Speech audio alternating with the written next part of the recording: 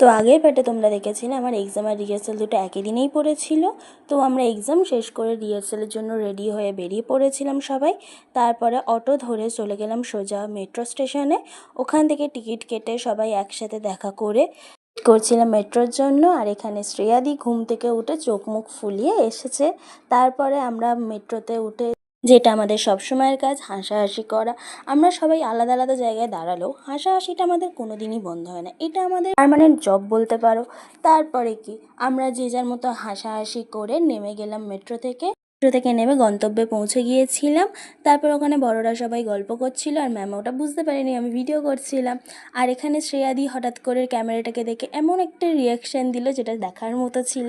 তারপরে ওখানে ঋষিতাকে ধাক্কা মেরে বোঝাচ্ছে শ্রেয়াদি যে আমি ভিডিও করছি, এদিকে তাকা। তারপর কি, আমরা দুজনে পা দেখাতে দেখাতে চলে এলাম মেট্রো স্টেশনে। ওখান থেকে যে যার টিকিট কেটে আমি চলে এসেছিলাম এদিকে, আর ওরা চলে গেছিলো ওইদিকে।